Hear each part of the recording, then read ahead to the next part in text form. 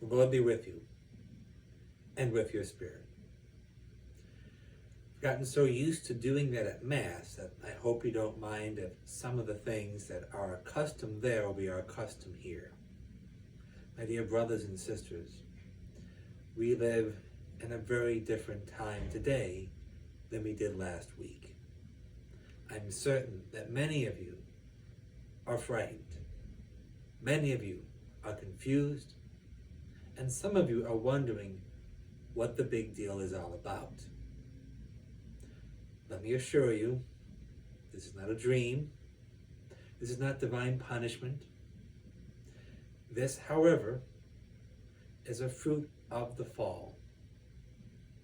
When our first parents, Adam and Eve, transgressed the law of God, they forfeited certain blessings, one of which is our concord with the natural world.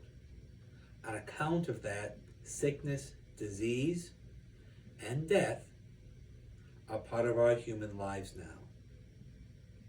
And I want to make this point abundantly clear. This is a natural or ontic evil.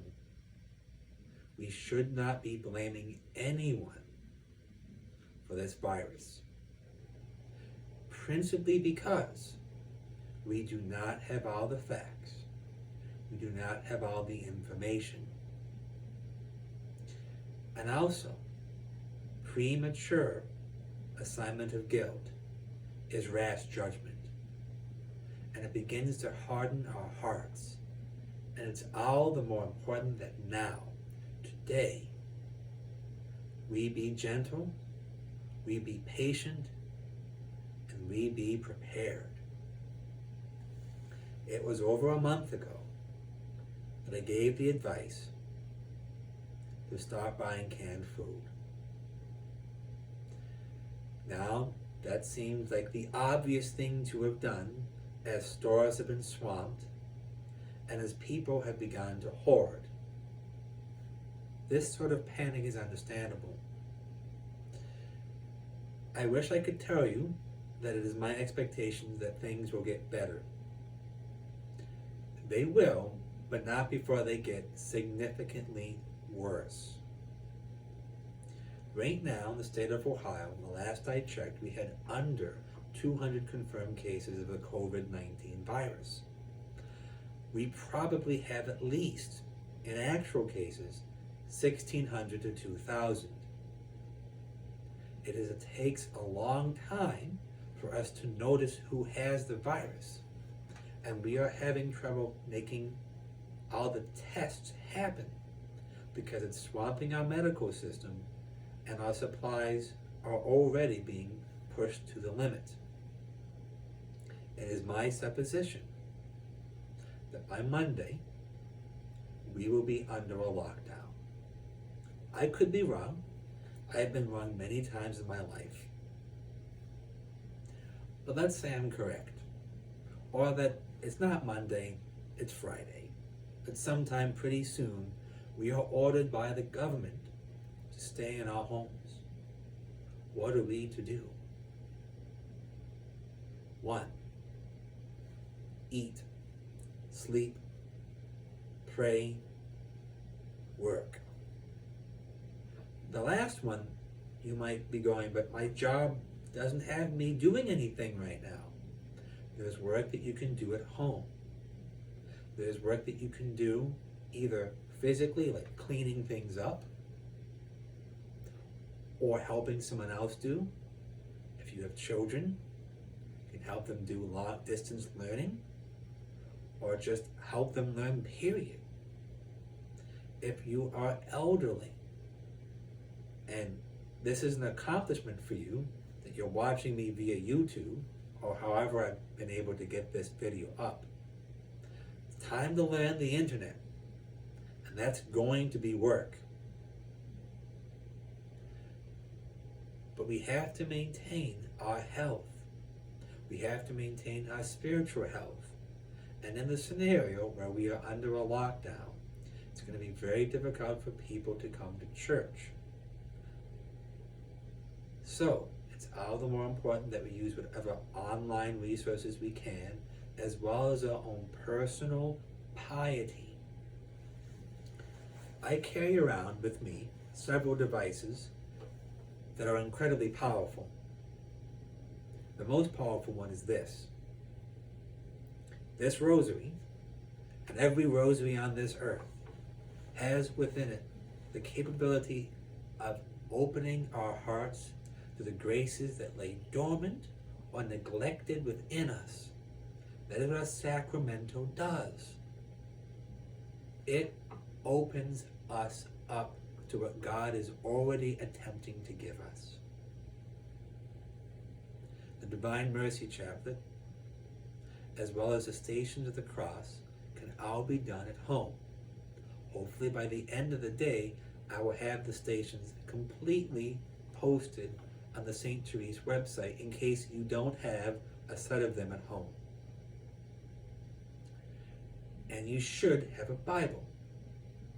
If you don't, the USCCB has it on their website. Now, this is perhaps the most important thing I'm going to tell you. Your emotions are going to go all over the place. Be wary of listening to them. On the other hand, if you can differentiate between your emotional state and your gut, your instinct, that will be a far better guide sometimes. When we think or intuit something that we don't have facts for, we usually are coming to conclusions based on evidence that we can't articulate. That's the fancy way of saying God has given us more than one way to figure out what's going on. And when we have such a strong intuition that it continues to exist, persists for a while, we should follow it. But we are all going to struggle with anger, with sorrow, and with fear. Anger, because we will get restless. Even if we don't go into full lockdown, not being able to go out there and do everything like we used to, that will make some of us rightly angry. We want to destroy what is between us and what we want. Some of us are going to become grief-stricken. We're going to miss something so much, whether it's a loved one's special day, like the anniversary, or funeral, or wedding. And there will be much fear. Fear of the unknown. Fear even of those trying to help us. And again, these are all understandable. And we need to be gentle with how we deal with them in ourselves and with others. Because my dear brothers and sisters, we are going to be in this for a while. I'm going to make a separate video trying to summarize some of the most pertinent facts and explaining them to you, so that when you see the talking heads yakking at each other on TV, you'll be better able to understand what they're getting at, and understand that even slowing it down as much as we already have still means that everyone, for the most part, gets the virus. And that's a very unsettling fact. But once we acknowledge it, and once we renounce our will to remake the world, then we can deal with it. Then we can get ourselves ready for whatever happens next. I read some years ago from several different intelligent men, Philip Bobbitt and Nassim Taleb, two big guys. If you've never read their books, I'll try and throw some links there. Nassim is a lot more accessible. Philip Bobbitt and the Shield of Achilles, that's 500 pages of thick political theory. You might not want to try that one first. Black Swan, if you have some math, you can read that book. Scenarios. We don't know what's happening next, but we can predict a variety of different outcomes if we prepare ourselves such that no matter what outcome happens, we will be in a much better place. Today, tomorrow, every day is a gift from God. There are blessings in our lives that cannot be taken away by the devil, by COVID-19, or by anything on this earth. Rejoice that God has called you to eternity, that the Lord wishes for you to experience His love and care. God bless you.